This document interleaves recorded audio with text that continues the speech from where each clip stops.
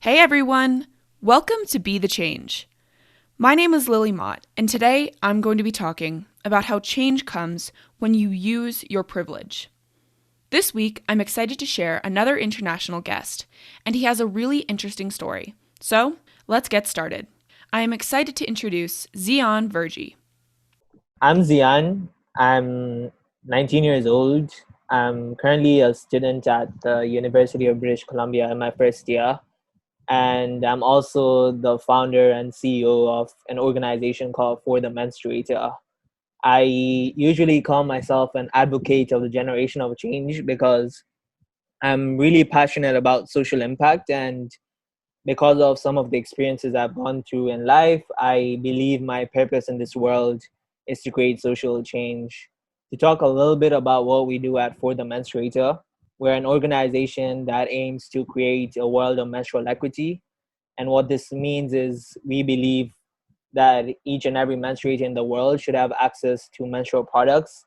And we do this by primarily producing and distributing reusable sanitary packages and also applying a sustainable model of approach in which we empower menstruators to help themselves and then eventually help their communities. So to date, we have supported over 8,000 menstruators. We have worked in 7 countries around the world, and we have a global family of around 140 people. So it's been quite a journey for me. And yeah, apart from that, I also do a lot of public speaking. I mentor young people, so I mentored over 40 people. I'm also an outreach director at an organization called Climate Cardinals, where we aim to create a world where the climate movement is more accessible. So primarily what we do is we translate climate information in different languages to make it more accessible to those that don't speak English, because unfortunately a lot of the climate information that's out there is in English and in primarily the UN languages. So what we do is we translate climate information and then work towards making it more accessible to communities that don't have access. So that's just a little bit about me. Oh yeah, I also co-host a podcast called Second Impressions. And what we do in the podcast is primarily we try and bring depth to conversations that young people usually don't bring depth to. So everything from talking about teenage issues, school issues such as relationships. Yeah, and we primarily just aim to bring depth to conversation. Ziyaan calls himself an advocate for the generation of change. I was interested in this title because it's one that I haven't heard before. I asked him to tell me more about what this title means to him and to tell me about the experiences that led him to be in this position. Okay, so I think I'll go back a little bit and talk about why I believe that and why I've sort of found this purpose in social impact. When I was 16 years old, I went through an experience in which I would call it a near death experience. It was my last day of high school. I used to study at a boarding school, a residential school in Kenya. Last day of school, and I got dengue fever. I traveled with it back home here in Tanzania, and for 7 days, doctors couldn't tell what it was. But eventually, on the seventh morning, I was admitted into the hospital. My platelet count had dropped really low, and I, if I had taken any longer, my organs would even start bleeding. So I was eventually admitted into the hospital. Was there for 1 week. Hopefully, I recovered, and after getting discharged from the hospital up to the next 3 weeks, I went into an uncontrollable state in which I was acting hypersexual and hyperactive. So I did a bunch of things in which I would randomly just go and hug every female that I saw. I stood up in the middle of prayers at the mosque and started like singing and shouting.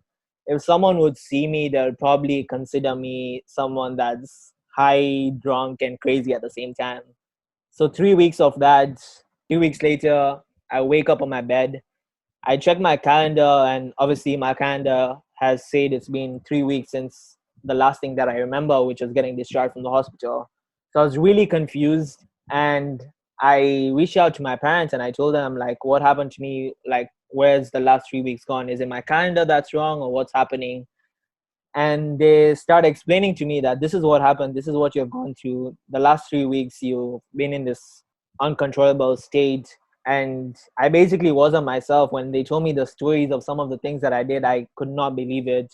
And I just felt like what they were saying was sort of dreams, and I had like tiny glimpses of it, but I couldn't really remember anything.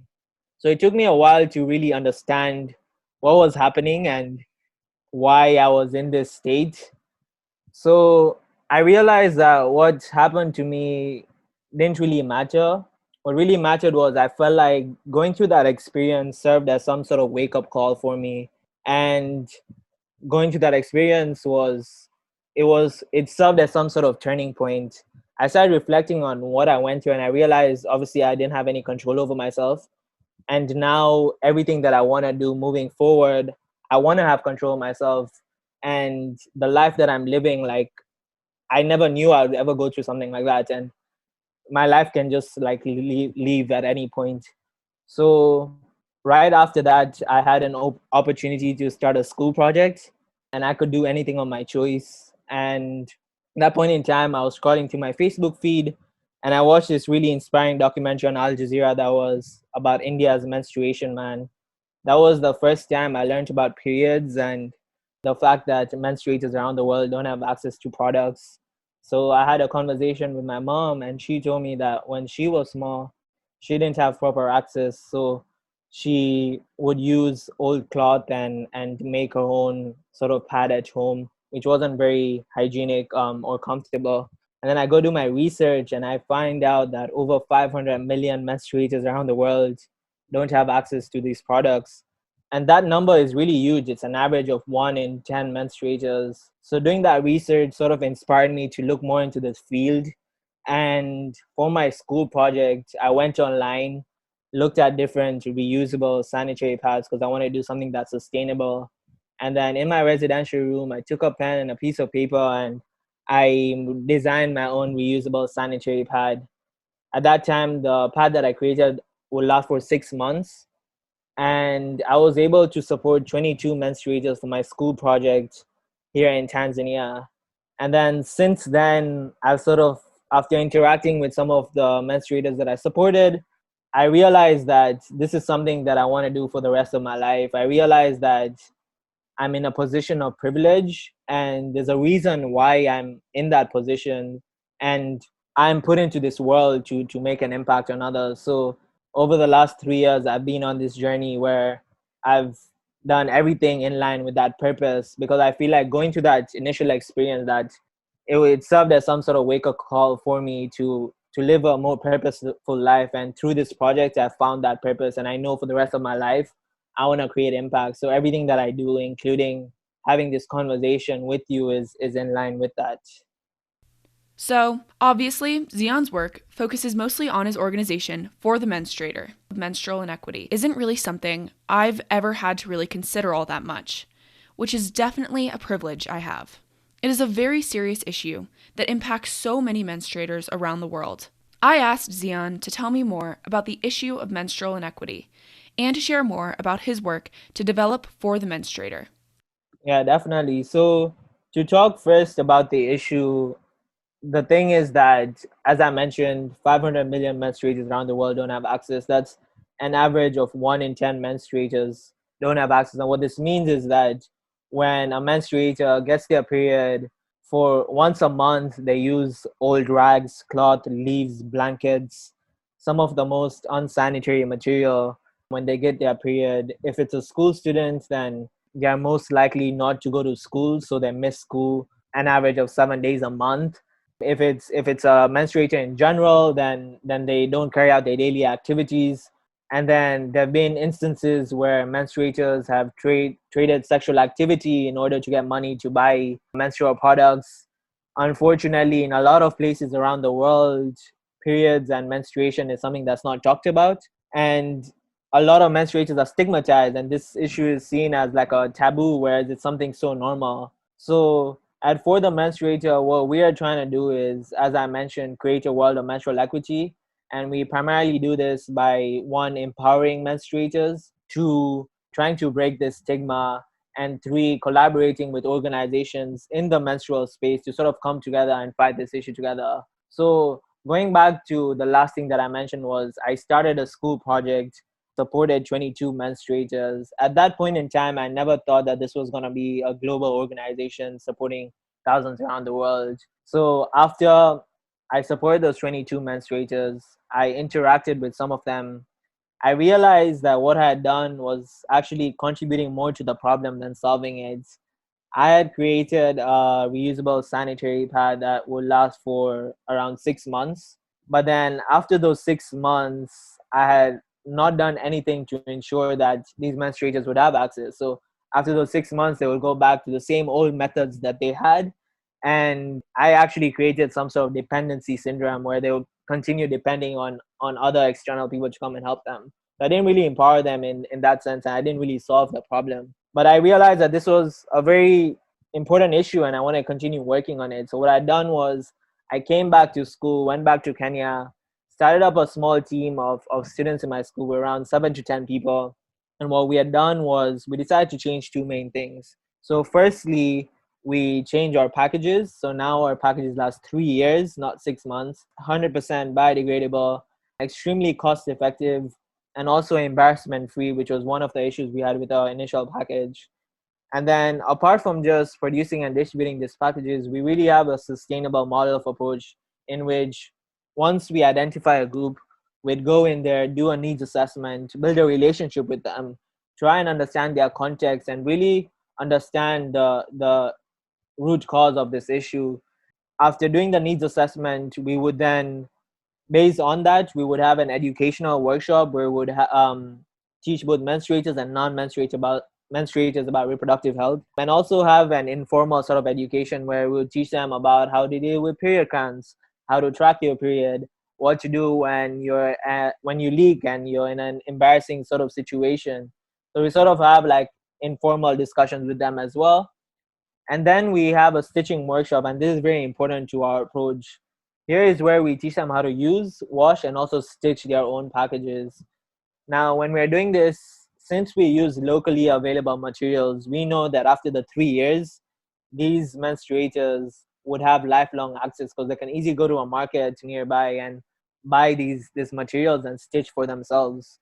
But also, we have noticed that it has an exponential approach. So let's say if there's a group of 1,000 menstruators, if we go in there and just help 10 menstruators, give them access, but also give them the skill, we have seen that they go on to teach one other menstruator. So those 10 will teach 10 others, those 10 will teach 10 others. And then eventually we can create access in the community and the 1,000 menstruators then have access. And then lastly, we have a celebration and review phase where we try and assess the impact of our work and see if what we have done has really helped or not and gather feedback.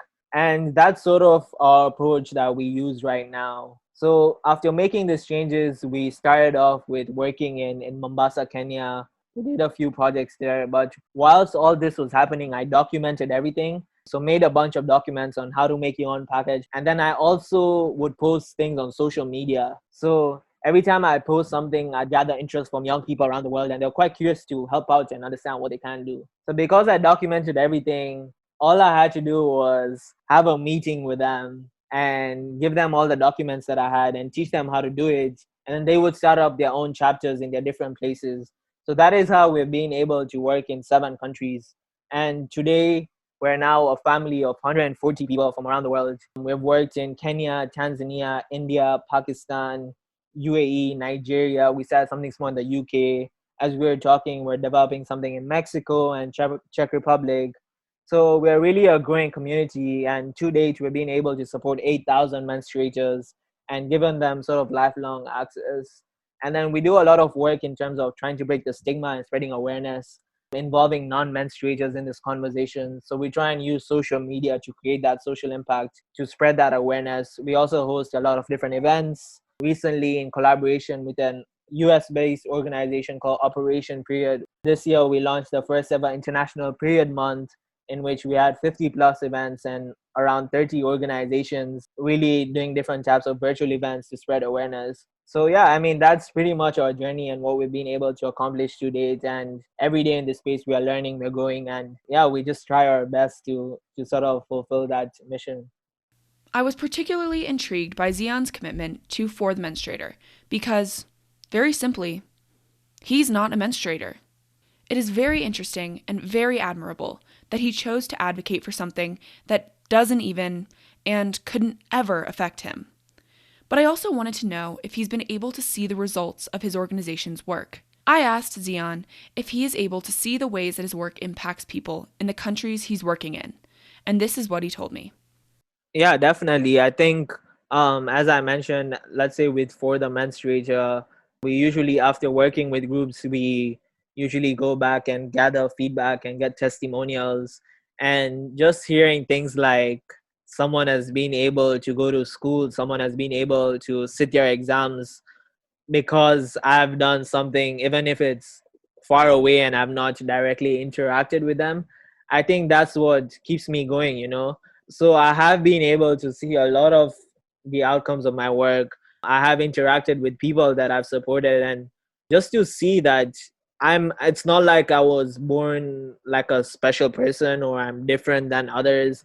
I'm just a normal person, just like anyone else. And the only thing is I have access to like privilege. I'm privileged, so if I'm able to use those privileges to help someone out and really empower them and create that perfect world that I want to live and see, I think that just keeps me driving. So definitely being able to see a lot of the outcomes of my work, be it remotely when getting testimonials or directly on ground seeing the effects, I think I've definitely been able to see that, and it pushes me every day. And that's the reason why I continue my work. Because sometimes in the social impact space in general, I feel like you do feel demotivated, you do feel like you're not doing enough, you do feel like this issue is so big. And when you get these testimonials, when you hear these stories, it really pushes you, and you feel like even if it's just one person, oh, I feel like it's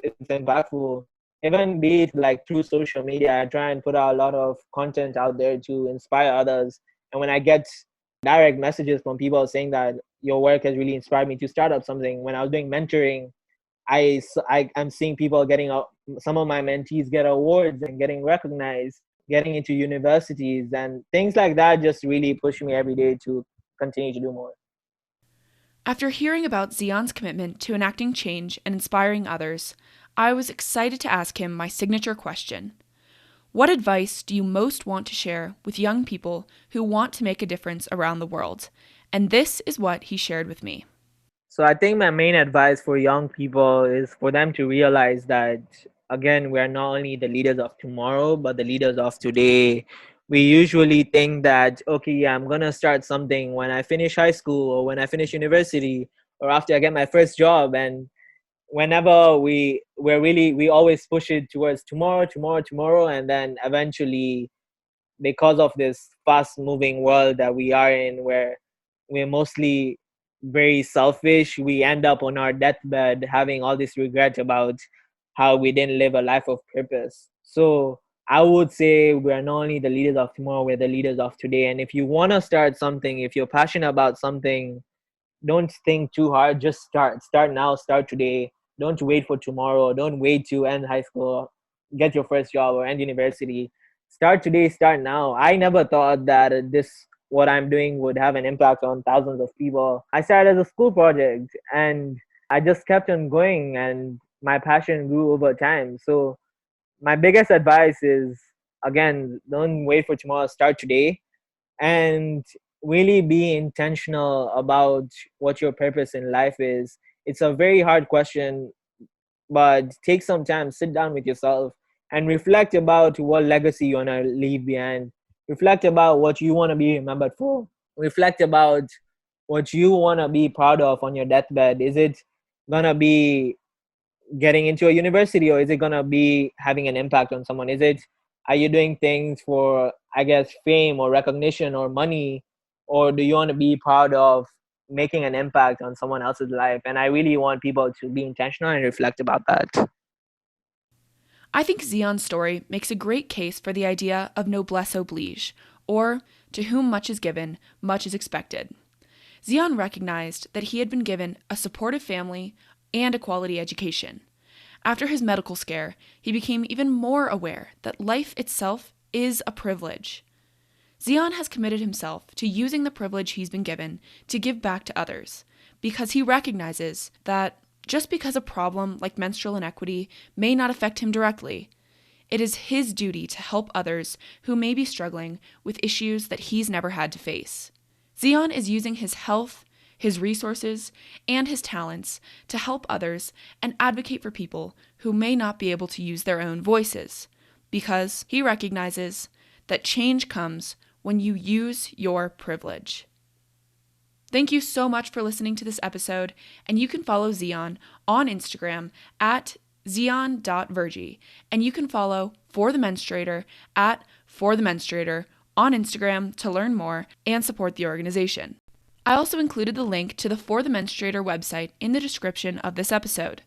If you want to talk about anything I mentioned, please reach out to me by email at lily@bethechangepodcast.org or on Instagram at bethechangepodcast. Tune in for my next episode, but until then, be the change you wish to see in the world. Bye, guys!